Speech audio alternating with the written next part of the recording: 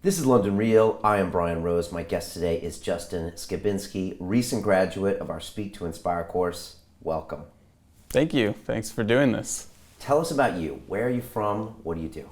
Well, I'm originally from North New Jersey, and then when I was 16, I moved to Charleston, South Carolina, because I was pursuing a tennis career, and then stopped doing that and kind of just stayed in Charleston, went to college there, and every time I leave that city, go to Vegas or Boise or some other place, LA, I always end up coming back. So that's what I've been doing. Okay. And what was going on in your life before you joined the course? What was going on internally, externally, that made you seek out the Speak to Inspire? Well, probably 8 months ago, I've been doing really good with entrepreneur stuff, internet marketing. Everything kind of was clicking, but I got into this like mystical meditation stuff, like hardcore. It all clicked. It all just started making sense like 8 months ago, and I was constantly looking at all the stuff that's being posted on Facebook and Instagram and YouTube, and it's not a lot of it's not positive and stuff. And I was like, I need to get stuff out. I need to get this information out.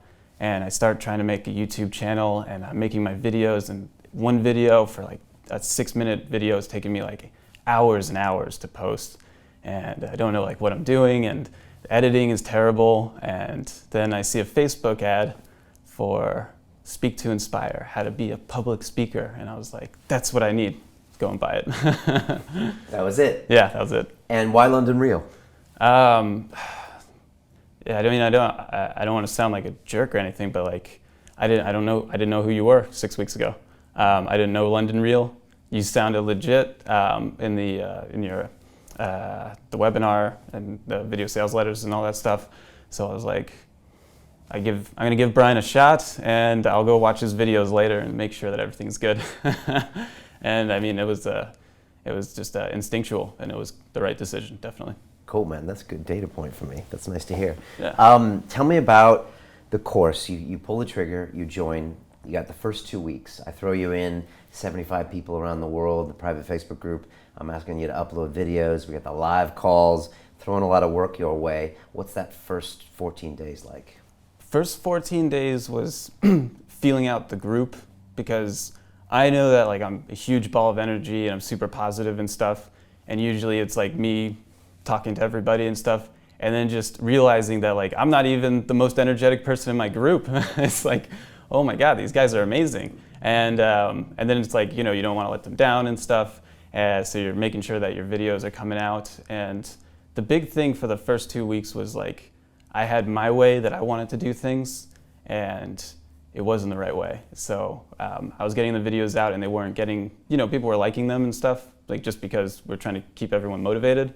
But my message wasn't coming out right, and I knew that there was something wrong. I just couldn't figure it out for those first 2 weeks.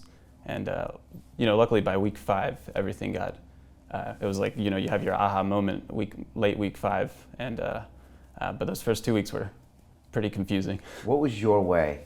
Like, what do you mean by that? Well, the big thing that I say is that the aha moment was that this isn't speak to lecture, this is speak to inspire. So I was going on there, and I'm making these 9-minute long videos, and I was cutting down to get to 9 minutes.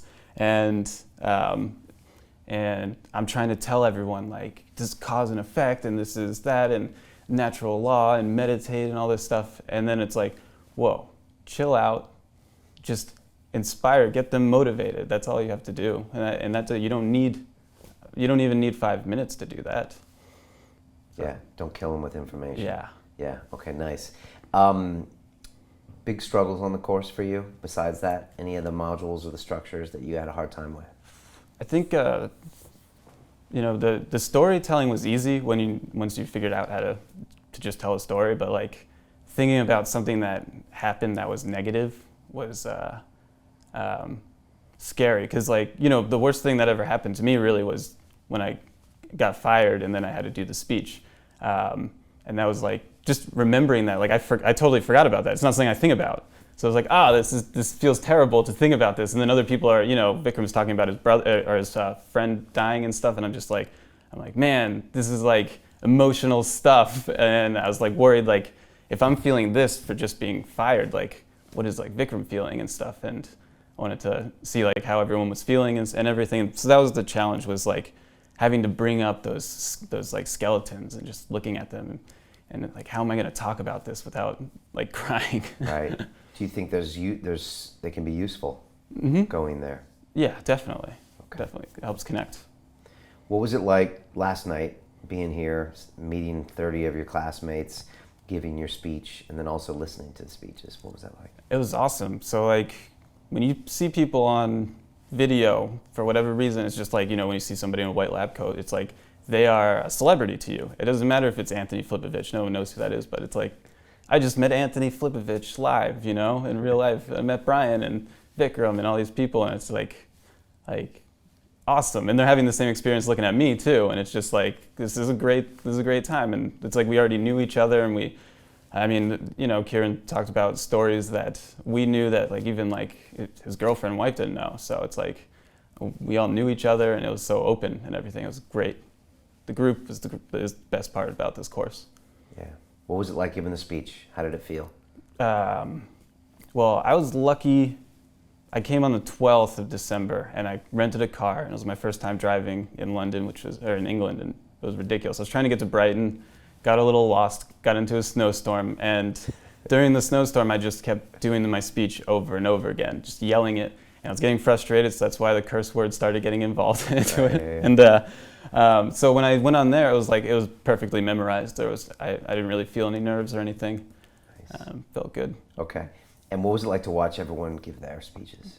The first ones, the ones before me, I really wasn't able to listen because I was focusing on myself. But I wanted to get it out as early as possible, and I was able to relax and enjoy everyone else's. It was nice to see everyone remembering where they started when I saw their first video, and then just being like, wow, Carolyn just completely transformed, Julianne completely transformed. All of us. It was just like so great to see that transformation in just 6 weeks. I know, right? And it's crazy, right? I know, and like the quality was really high. You know, I mean, there's only one or two people that had to stop or you know, use notes, and everybody else was jumping in there. So, talk to me about the next 12 months. What are your plans for your speaking? What are you going to do with this? I know a lot of people signed up to be public speakers. My thing was to sign up so I can start just throwing out content. And the huge thing was the Facebook Lives. When we switched to Facebook Live and you just push the button and it's done, I'm going to be doing that. I'm going to stick to 3 videos onto YouTube a week. Then the next month, 4 videos, all the way up until I'm doing 1 video a day. And just keep pounding out. I'm just going to care about getting content out. I'm not going to care about subscribers or anything like that. Just getting positive content out, help people out. And that's pretty much my goal. It's 365 videos a year. All right, I like it. And what about your classmates? Are you going to stay in touch with them? Oh yeah. You know, I got a pretty intense goal. Some other people, Susan and a few other people, Zhao has the similar goals. They want to keep posting to YouTube and stuff. So we're going to stay on each other, make sure that we watch each other's videos and stuff like that. But I mean, Jeff's parents live in Charleston, so he's going to be coming over in January, and so we're going to be partying. And I mean, these guys are going to be my friends. They're essentially, you know, family at this point. So we're going to stay pretty close. Yeah, it's strange how that happens, right? Yeah. How have you changed personally? Like if we walked down the street right now and bumped into the Justin that didn't take this course, like how is that guy different than you are? I think the big thing is trusting other people to.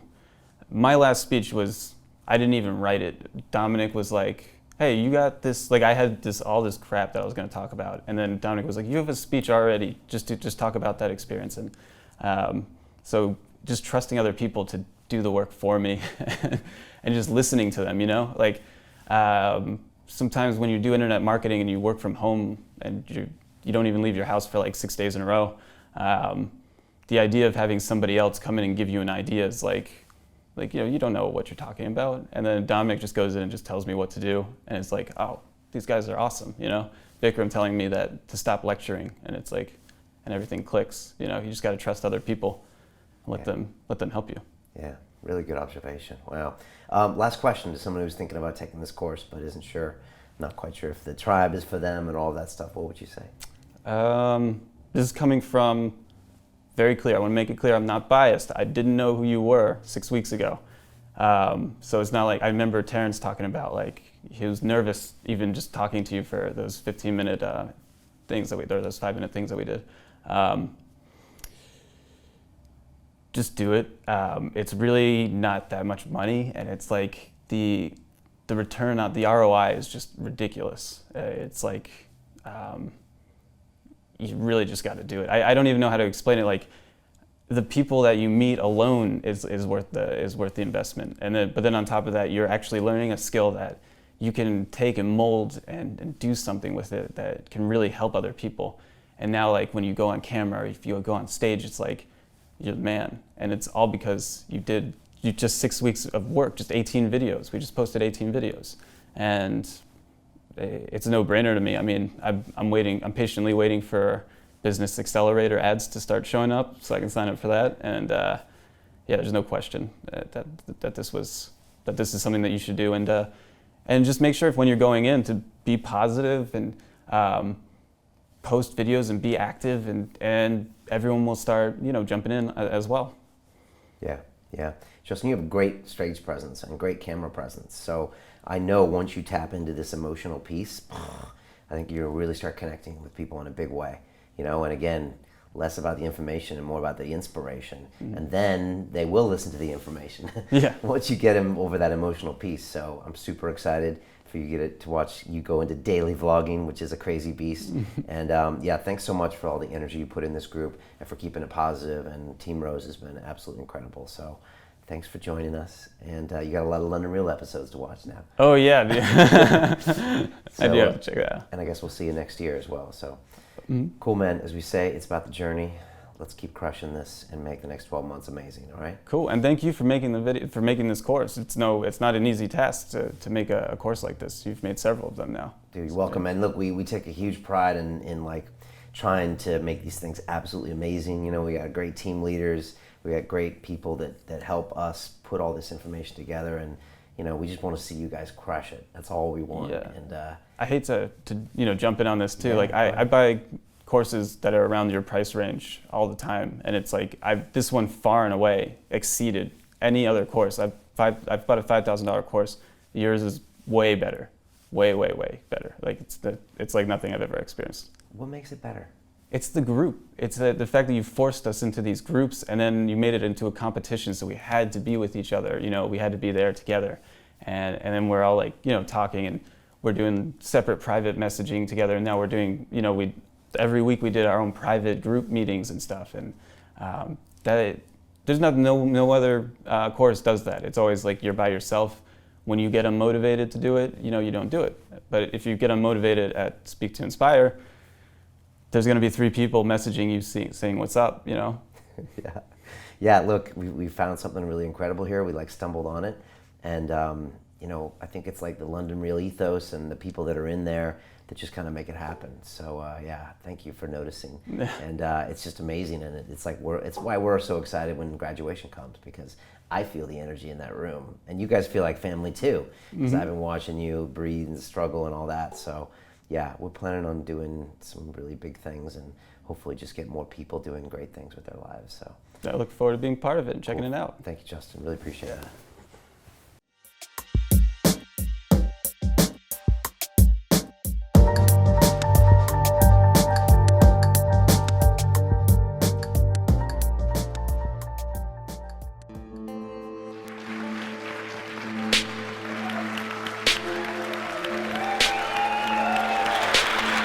The critics who always speak behind my back, maybe I want to hear them remind me, he's back, the great pretender. I hope this time he gets hurt. I love these guys. They give me fuel. If you want to reach your objective, you want to achieve it, you're going to have to be obsessive. You're going to have to be obsessed. Feel what you do. Feel it. If you're not feeling it, it doesn't matter. It's Chris Eubank Jr. How do you explain his prowess in the ring? Junior has that obsession, that genius, that magic. Genius is obsession, but it's in one area. You studied the sweet science for so much of your life. How do you walk away from it? Do you miss it? You can't walk away from it. I am it. And even when I dance, really I'm boxing. The credit belongs to the man who's actually in the arena, whose face is marred by dust and sweat and blood, the one who strives valiantly. What was the worst day of your life, and how has it shaped you as a human being? When I fought Nigel Benn, I stood like this. It was to mask this. The risk must be taken. That's why you are London Reelers. That's why we're here. We're tired of sitting still, watching it happening for others. Let's do it.